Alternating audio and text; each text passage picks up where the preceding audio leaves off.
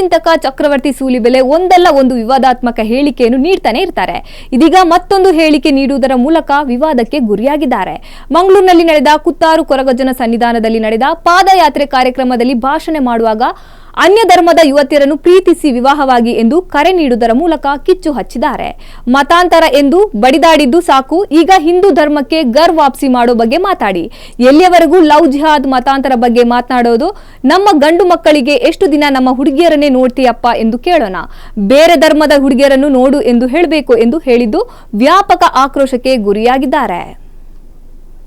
ನೋಡುವಂತ ಭಾಗ್ಯ ನಮಗಿದೆ ಎನ್ನುವಂತ ಹೆಮ್ಮೆ ನಾವು ಪಡೋಣ. ಆದ್ರೆ ಬರೀ ಹೆಮ್ಮೆಯಿಂದ ಸಾಕಾಗೋದಿಲ್ಲ. ನಮಗೊಂದಷ್ಟು ಕೆಲಸ ಇದೆ, ಒಂದಷ್ಟು ಸವಾಲುಗಳಿವೆ.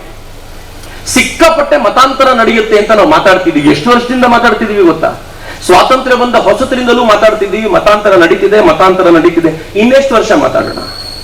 ಯಾವಾಗ ಪರ್ವಕಾಲ ಬರುತ್ತೋ ಆ ಪರ್ವಕಾಲದಲ್ಲಿ ಕೆಲಸ ಚೆನ್ನಾಗಿ ಮಾಡಬೇಕು. ಒಂದಷ್ಟು ಸವಾಲು ತಗೊಳ್ಳೋಣ.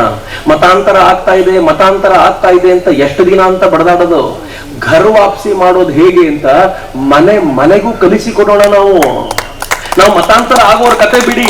ಯಾರ್ಯಾರು ಮತಾಂತರ ಆಗಿದ್ದಾರೋ ಇವನ್ ಮತಾಂತರ ಆಗಿದ್ದಾನೆ ಅಂತ ಶರಣ್ಗೆ ಫೋನ್ ಮಾಡಿ ಹೇಳೋದೇನು? ಶರಣಿಗೆ ಫೋನ್ ಮಾಡಿ ಹೇಳ್ಬೇಡಿ, ನನಗ್ ಫೋನ್ ಮಾಡಬೇಡಿ, ಇಲ್ಲಿರೋ ವಿಶ್ವ ಹಿಂದೂ ಪರಿಷತ್ನ ಲೀಡರಿಗೆ ಫೋನ್ ಮಾಡಬೇಡಿ. ನಾವು ಹೆಂಗೆ ಟ್ರೈನ್ ಮಾಡೋಣ ನಮ್ ಜನರನ್ನ ಅಂತಂದ್ರೆ, ನಮ್ಮ ಮನೆ ಪಕ್ಕದವ್ರು ಮತಾಂತರ ಆಗಿದ್ರೆ ಅವ್ರನ್ನ ವಾಪಸ್ ಕರ್ಕೊಂಡು ಬಂದು, ಏನು ಮಾಡೋದು ಬೇಡ, ಕೊರಗಜ್ಜನ ಬಳಿ ಕರ್ಕೊಂಡು ಬಂದು, ಕೊರಗಜ್ಜನ ಬಳಿ ನಾನು ಹೋಗಿ ತಪ್ಪು ಮಾಡಿದೆಪ್ಪ, ಇನ್ನು ಹೋಗೋದಿಲ್ಲ ಅಂತ ಕೇಳಿಕೊಂಡ್ರೆ ಮುಗಿತಪ್ಪ, ನೀನು ವಾಪಸ್ ಬಂದೆ ಅಂತ ಒಂದು ಸುದ್ದಿ ಮಾಡ್ರಲ್ಲ.